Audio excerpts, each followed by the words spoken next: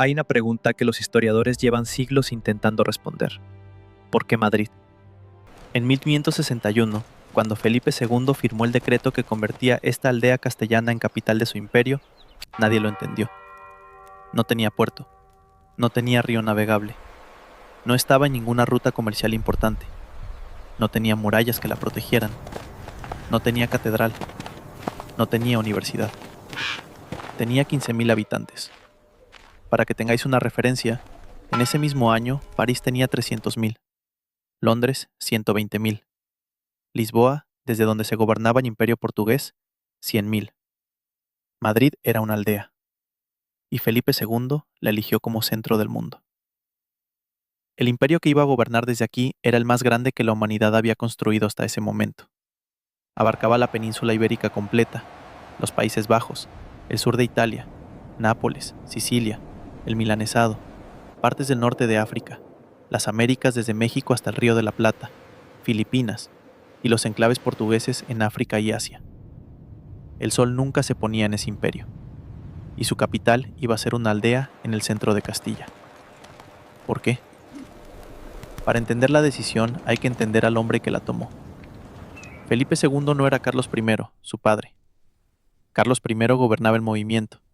Pasaba su reinado viajando de un extremo a otro del imperio, presente en Flandes un mes, en España el siguiente, en Italia cuando hacía falta. Era un gobierno itinerante, y funcionaba mientras el imperio era joven y el emperador tenía energía. Pero Felipe II vio el problema desde el principio. Un imperio de ese tamaño no puede gobernarse desde el movimiento. Necesita un centro fijo, un punto desde el que las órdenes salgan y al que la información llegue. Una capital real, no la ciudad donde el rey esté este mes. Y ese centro tenía que estar en Castilla.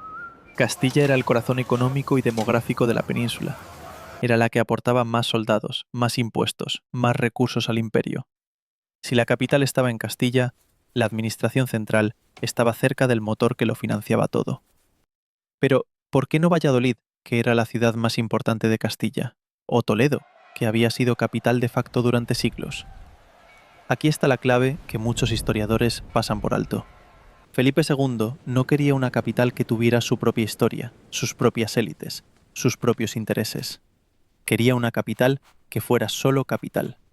Una ciudad cuya única razón de existir fuera servir al imperio. Madrid era perfecta precisamente porque era pequeña, porque no tenía poder propio, porque podía ser moldeada desde cero a imagen del imperio que iba a representar. Y había una razón más, documentada en las cartas del propio Felipe: la geografía. Madrid está en el centro geométrico exacto de la península ibérica. Desde aquí, la distancia a cualquier frontera es aproximadamente la misma. En una época en que gobernar era mover documentos, soldados y dinero por caminos de tierra, estar equidistante de todo era una ventaja real y calculable. Felipe II no eligió Madrid por capricho, la eligió por geometría y por política. Lo que ocurrió en los 20 años siguientes no tiene precedente en la historia europea. En 1561, Madrid era un conjunto de casas de adobe alrededor de una iglesia y un alcázar medieval. Las calles eran de tierra. No había sistema de alcantarillado. El agua venía de pozos. La mayoría de los edificios tenían una sola planta. En 1600, Madrid tenía 100.000 habitantes y era una de las ciudades más grandes de Europa. ¿Cómo se produce esa transformación en 40 años? La respuesta es la corte. Cuando el rey instala su corte en una ciudad, con él llegan los nobles que quieren estar cerca del poder. Con los nobles llegan sus sirvientes, sus familias, sus proveedores. Con la administración real llegan los funcionarios, los escribanos, los mensajeros. Con la iglesia llegan los conventos, los hospitales, las escuelas. Madrid no creció porque la gente quisiera vivir allí. Creció porque el poder estaba allí. Y el poder atrae a todo lo demás como un imán. En menos de una generación se construyeron palacios nobiliarios en lo que antes eran campos de labranza. Las calles de tierra se fueron pavimentando. Se construyeron fuentes públicas. Llegaron los primeros teatros. Los corrales de comedias donde Lope de Vega estrenaría sus obras décadas después. La Puerta del Sol, que en 1561 era literalmente una puerta en la muralla medieval, se convirtió en el centro neurálgico de la ciudad. Desde aquí partían todos los caminos reales del imperio. El kilómetro cero de España, que sigue siéndolo hoy, nació en ese momento. Y a 45 kilómetros, en las faldas de la Sierra de Guadarrama, Felipe II comenzó la construcción del Escorial en 1563, el monasterio palacio que sería la verdadera sede del poder, la biblioteca más importante del mundo en ese momento, y el mausoleo donde él mismo descansaría. Madrid y el Escorial funcionaban como un sistema, la capital para la administración, el gobierno y la vida pública, el Escorial para la reflexión, el archivo y la eternidad. Y ese centro tenía que estar en Castilla. ¿Cómo era caminar por Madrid en 1561? Lo sabemos porque hay documentos. Relaciones de viajeros extranjeros que llegaban a la nueva capital del mundo y escribían lo que veían con una mezcla de fascinación y sorpresa. Un embajador veneciano escribió en 1563 que Madrid era una ciudad que huele a ambición. Todo el mundo ha llegado hace poco y todo el mundo tiene prisa. Las calles principales eran la calle Mayor, que conectaba el Alcázar Real con la Puerta del Sol, y la calle de Alcalá, que salía de la ciudad hacia el este. En estas calles se concentraba la vida pública. Los vendedores, los mensajeros, los nobles a caballo, los clérigos, los soldados en tránsito hacia los puertos donde embarcarían a Flandes o a las Américas. El Alcázar, el Palacio Real, dominaba el extremo occidental de la ciudad, en un promontorio sobre el río Manzanares. Era un edificio medieval ampliado y reformado, no el grandioso Palacio Real que veremos hoy, que se construiría siglo y medio después. Pero era imponente, y desde sus ventanas Felipe II podía ver sus jardines, el río y la Sierra de Guadarrama en el horizonte.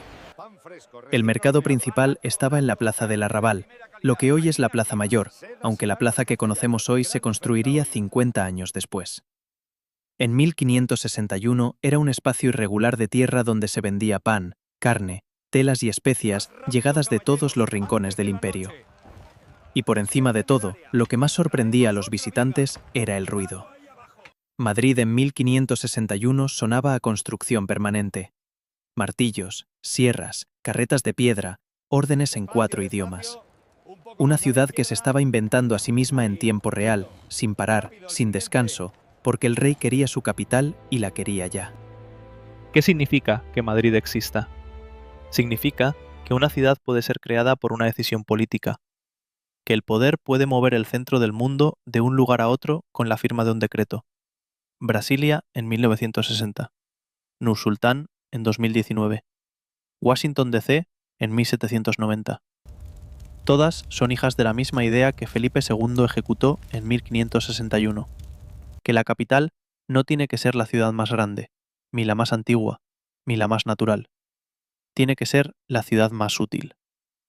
Madrid sobrevivió a los Habsburgo, sobrevivió a los Borbones, sobrevivió a Napoleón, sobrevivió a una guerra civil.